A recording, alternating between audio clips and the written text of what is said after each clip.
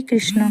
आइए पुराणों में वर्णित मोक्षदा एकादशी की कथा सुनते हैं। प्राचीन काल में चंपक नगर नाम का एक अत्यंत सुंदर नगर था। यह संपूर्ण सुख और समृद्धि से संपन्न था। यहाँ विखानस नाम का राजा राज्य करता था। उसके राज्य में चारों वेदों के ज्ञाता ब्राह्मण रहते थे।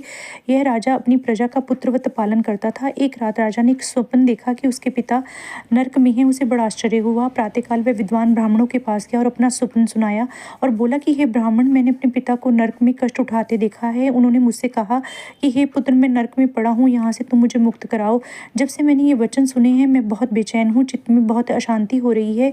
मुझे इस राज्य, धन, पुत्र, स्त्री, हाथी, घोड़े इत्यादि में कुछ भी सुख प्राप्त नहीं हो रहा। मैं क्या करूँ हे ब्राह्मण देवताओं? इस दुख के कारण मेरा सारा शरीर जल रहा है। अब आप कृपा करके कोई तप, दान, व्रत इत्यादि कोई ऐसा उपाय बताइए जिससे मेरे पिता को मुक्ति मिल जाए। ऐसे पुत्र का जीवन व्यर्थ है जो अपने माता पिता का उद्धार न कर सके। राजा की यह बात सुनकर ब्राह्मण बोले कि हे राजन, यहाँ पास ही भूत, भविष्य और वर्तमान के ज्ञाता पर्वत ऋषि का आश्रम है। आपकी समस्या का हल वे जरूर करेंगे। यह सुनकर राजा मुनि के आश्रम पर गया। उस आश्रम में अनेक शांतचित्त योगी और मुनि तपस्या कर रहे थे। उसी जगह पर्वत मुनि बैठे थे। राजा ने मुनि को प्रणाम किया।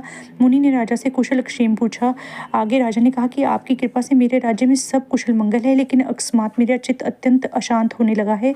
ऐसा सुनकर पर्वत मुनि ने आंखें बंद की और भूत विचरने लगे और बोले, हे राजन, मैंने योग्य बल से तुम्हारे पिता के कुकर्मों को जान लिया है। उन्होंने अपने पूर्व जन्म में कामोत्तर होकर अपनी पत्नी को ऋतुदान नहीं दिया। उसी पाप कर्म के से तुम्हारे पिता नरक में पड़े हैं। तब राजा ने कहा कि ऋषिवर, इसका कोई उपाय बताइए। ऋषि ने कहा कि हे राजन, आप मार्गशीर्ष माह की शुक्ल पक्ष की एकादशी का उपवास करें और इस उपवास के पुण्य को अपने पिता को समर्पित कर दें, जिसके प्रभाव से आपके पिता की नरक से वशी ही मुक्ति होगी। मुनि के वचन सुनकर राजा ने महल में आकर कुटुंब सहित मोक्षदा एकादशी का व्रत किया और इसके उपवास का पुण्य उन्होंने अपने पिता को अर्पण किया, जिसके प्रभाव से राजा के पिता को मुक्ति मिल गई। और स्वर्ग में जाते हुए वह अपने पुत्र से कहने लगे कि हे पुत्र, तेरा कल्याण हो। यह कहकर वह स्वर्ग चले गए।